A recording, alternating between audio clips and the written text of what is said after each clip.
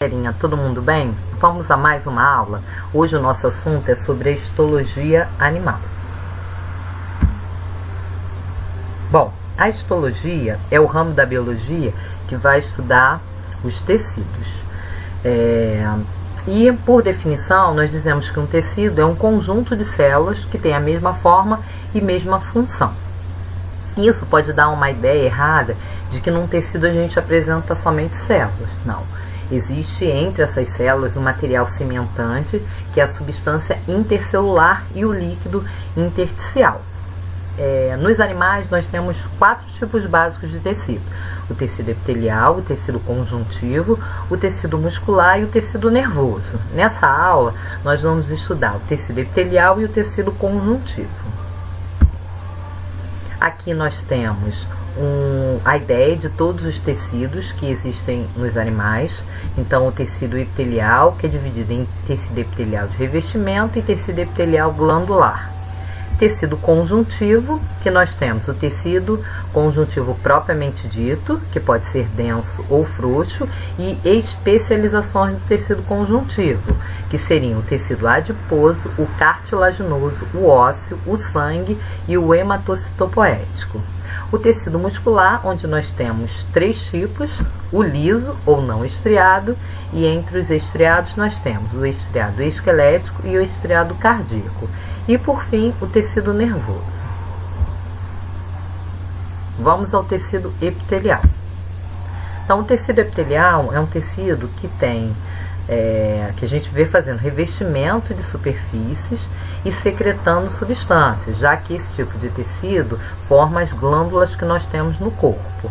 É um tecido que vai conferir proteção, seja funcionando como uma barreira contra a entrada de micro-organismos, protegendo contra a desidratação ou atrito, mas pode também, por exemplo, fazer absorção, no caso do intestino e no caso dos rins, e também ter a função de produzir substâncias, produzir e eliminar substâncias, formando as nossas glândulas.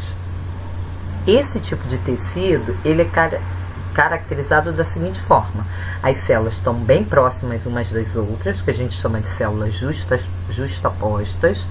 Então, nós vamos ter quase nada de material extracelular ou intersticial, já que elas estão bem juntinhas.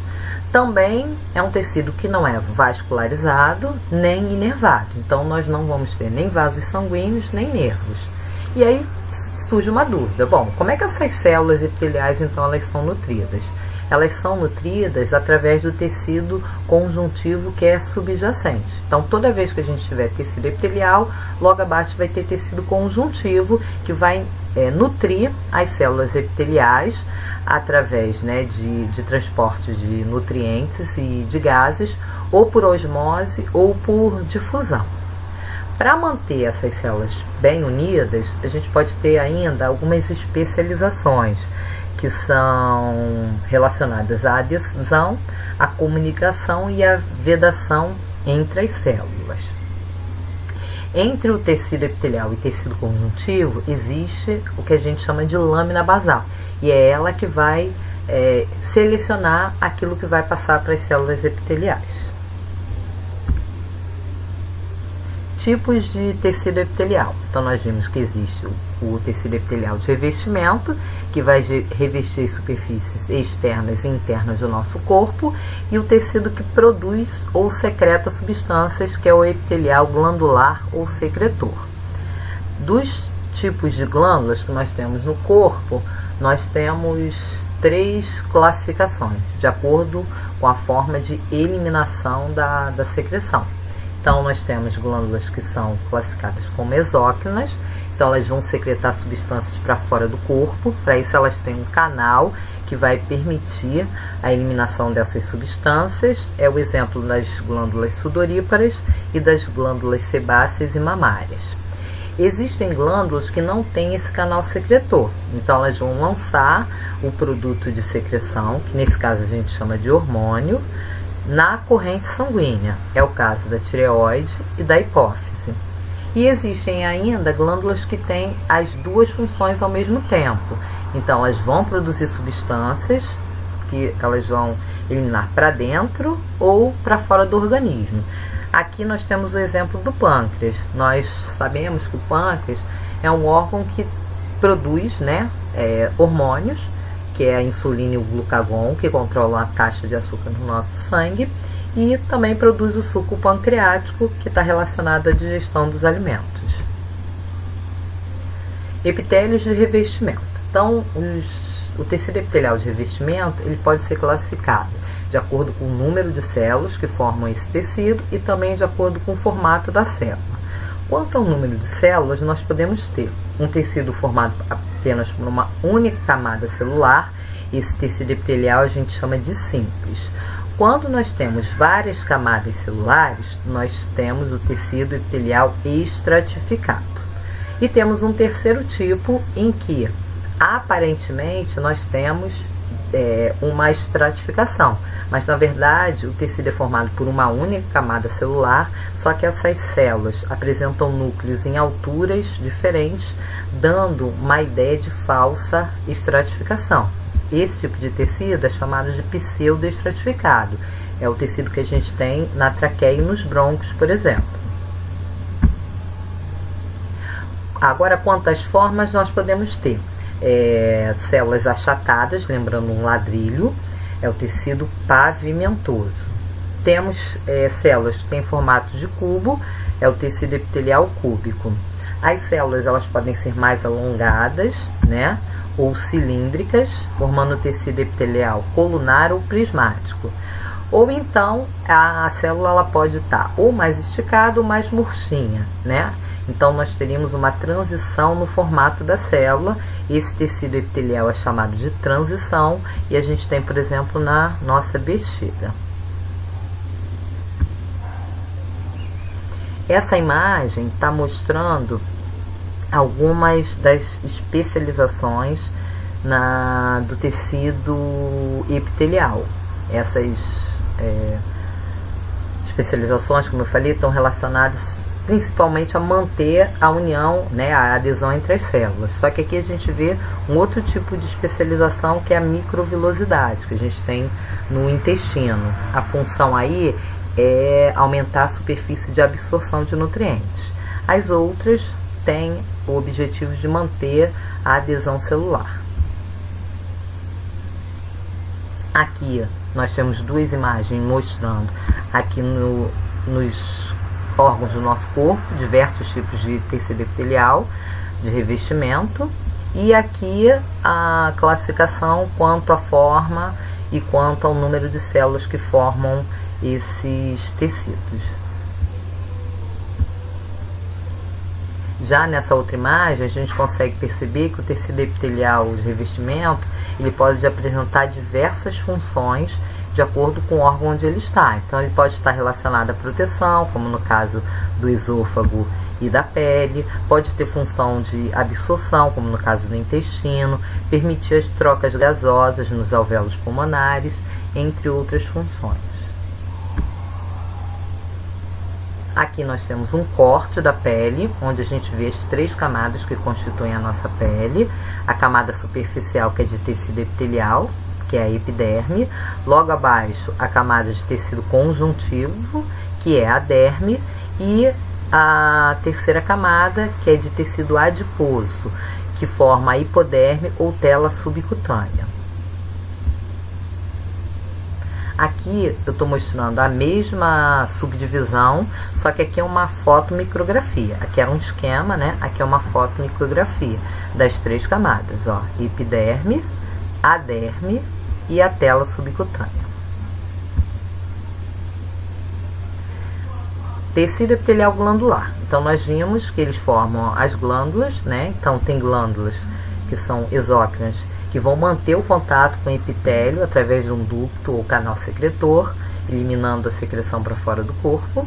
As glândulas endócrinas, que não apresentam esse canal secretor, então elas têm que lançar o hormônio, né, que é a secreção, no nosso sangue, e glândulas que têm as duas funções de maneira simultânea. Aqui nessa imagem nós temos as glândulas endócrinas, né, como a hipófise, a tireoide, paratireoide, as adrenais. Aqui 3 glândulas mistas, que o pâncreas, né, que eu já falei, o ovário e os testículos. E aqui do lado direito, as glândulas, alguns exemplos de glândulas exócrinas: as salivares, as mamárias, as sudoríparas e as sebáceas. Vamos agora aos tecidos conjuntivos. Então, o tecido conjuntivo, ele difere do tecido epitelial, né? No tecido epitelial a gente tinha células bem juntinhas, né, que são as células justapostas, com pouco material entre elas. Aqui não, a gente já tem um grande espaçamento entre as células e com isso a gente tem uma grande quantidade de matriz intercelular que é produzido pelas próprias células.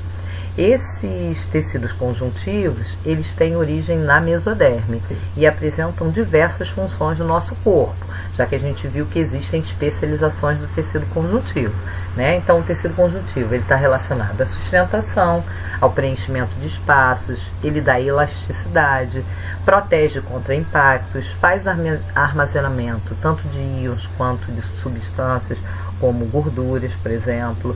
Ele faz defesa do corpo, faz transporte e ele tem, além da substância intercelular, né, na substância intercelular, diferentes tipos de fibras de origem proteica. Essas fibras podem ser colágenas, reticulares e elásticas. Além disso, a gente pode ter outras substâncias, como os polissacarídeos e proteínas. Aqui é a subdivisão do tecido conjuntivo. Então, nós teremos um tecido conjuntivo propriamente dito, que pode ser frouxo ou denso. No denso, a gente pode ter o modelado e o não modelado. Os tecidos conjuntivos de propriedades especiais seriam o adiposo, o cartilaginoso, o ósseo, o hematocitopoético e o sangue. Bom, aqui é a constituição. Então, nós temos a substância amorfa, né, que é o material viscoso, onde vão estar mergulhadas as fibras, né. Essa substância amorfa, ela é constituída por água, polissacarídeos e proteínas, e as fibras, que podem ser colágenas, formadas pela proteína colágeno, que tem alta resistência à tração, são as fibras que a gente tem em maior quantidade. As fibras elásticas são constituídas por elastina, e elas são menos resistentes à tração, dão mais elasticidade, e as reticulares, que constituem os órgãos hematocitopoéticos. Quanto às células, nós temos células mesenquimatosas, que são células tronco que são multipotentes, então elas podem originar qualquer outro tipo de célula. Temos os fibroblastos. Os fibroblastos, eles vão produzir os componentes da matriz. Temos os macrófagos, que estão relacionados à defesa, né, ou por fagocitose ou por pinocitose. Temos os mastócitos, que estão relacionados à produção de histamina, que é uma substância vasodilatadora, e também a heparina, que é uma substância anticoagulante. Temos os plasmócitos. Esses plasmócitos, eles fabricam anticorpos, e podemos ter ainda as células adiposas, que armazenam gordura ou lipídio. Tecido conjuntivo propriamente dito. Então, esse é o que está em maior quantidade no nosso corpo, e ele tem uma predominância de fibras colágenas. As principais células são os fibroblastos, os mastócitos, os plasmócitos e as células mesenquimatosas. Esse tipo de tecido vai preencher espaços e ligar os tecidos, vai permitir o transporte de substâncias e a defesa contra agentes estranhos ao nosso corpo. Nós temos dois tipos: o tecido conjuntivo propriamente dito frouxo, onde as fibras elas estão dispostas frouxamente e tem maior flexibilidade, e o tecido conjuntivo propriamente dito denso. Nesse, pela riqueza em colágenos, eles não vão ter tanta flexibilidade. Tecido conjuntivo propriamente dito frouxo, né? Então eu falei, ele é mais flexível, né? E vai ser pouco resistente, vai preencher espaços, vai fornecer suporte e nutrição ao tecido epitelial, né? Nós vimos que os epitélios eles não são vascularizados, então eles precisam ser nutridos, pelo tecido conjuntivo, vai envolver nervos e vasos e vai permitir a cicatrização de lesões nos nossos tecidos. Já o tecido conjuntivo propriamente dito denso, ele vai ter uma riqueza maior em colágeno.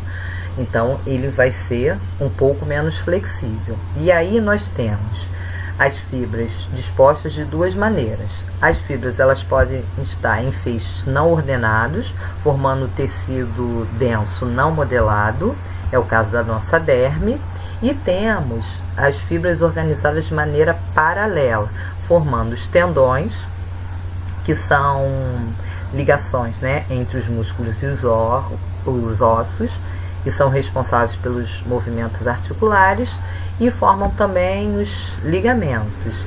Os ligamentos, eles conectam os ossos entre si e vão dar estabilidade à articulação. Segundo tipo de tecido, agora é uma especialização, né, entre o tecido conjuntivo, é o cartilaginoso ou simplesmente cartilagem. Esse tecido ele é resistente, mas não é tão rígido quanto os nossos ossos. Ele é constituído por células, por fibras proteicas, pode ser colágenas e elásticas, e tem a matriz extracelular. Ele também é avascular e não inervado, como o tecido epitelial.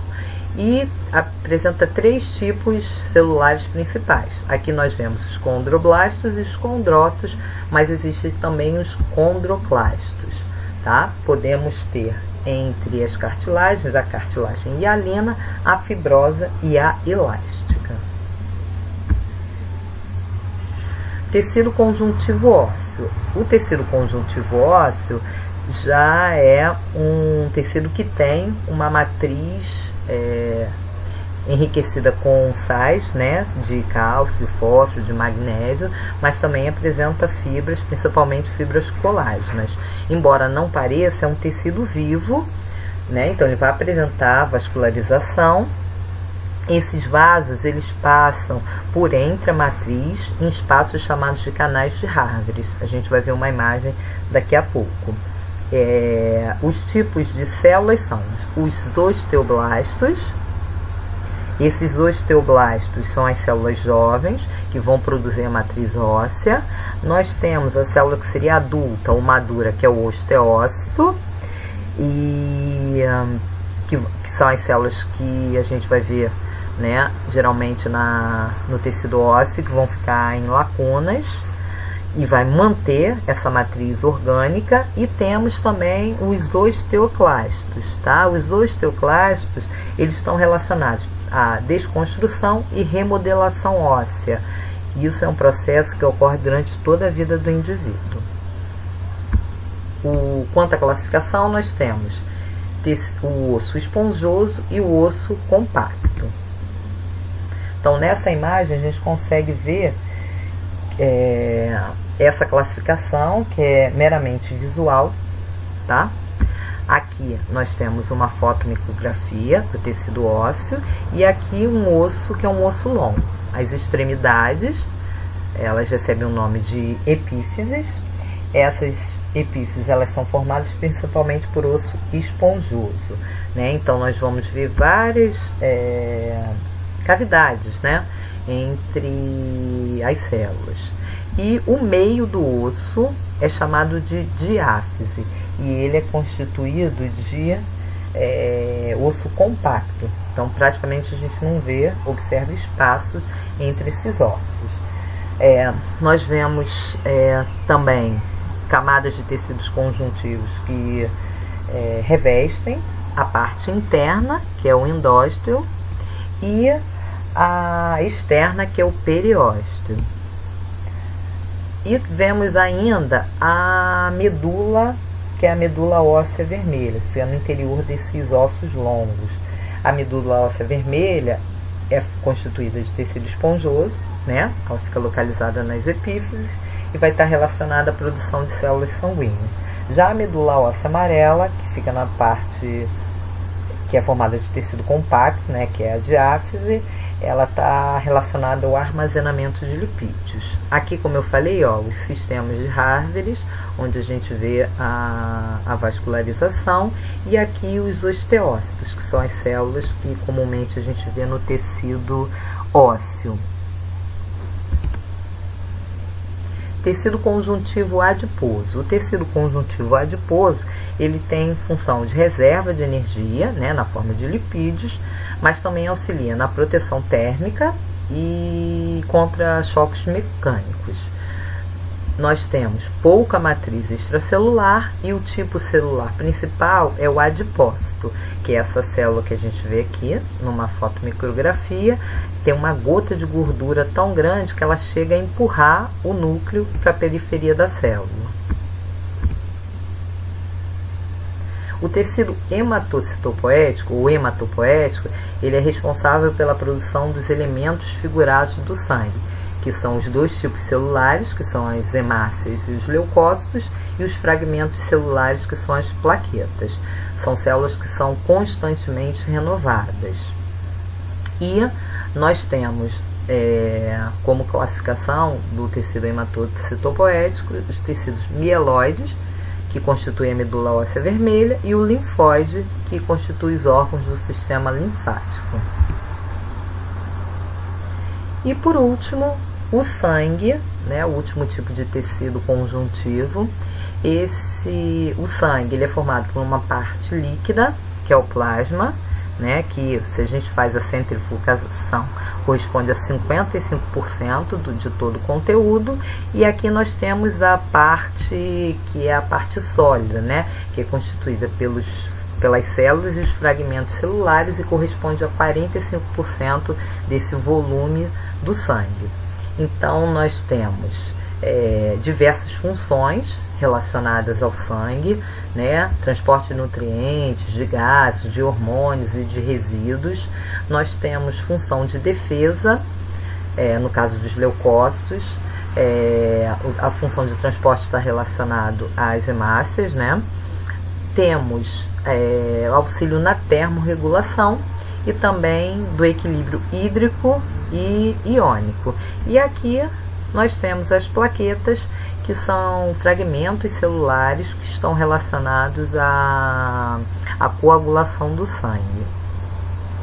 Aqui a gente tem uma ideia, né, da quantidade dessas células no nosso sangue, e está falando aqui as funções, né? Então, transporte de oxigênio, que é feito pelas hemácias, imunidade e defesa, que é feita pelos leucócitos, aqui os diversos tipos de leucócitos, né, que podem ser granulócitos ou agranulócitos, e as plaquetas, que estão relacionadas à coagulação. Bom, chegamos ao final de mais uma aula. Um grande beijo, até a próxima, tá? E na próxima aula a gente vai estudar os tecidos muscular e nervoso. Beijos, fiquem com Deus.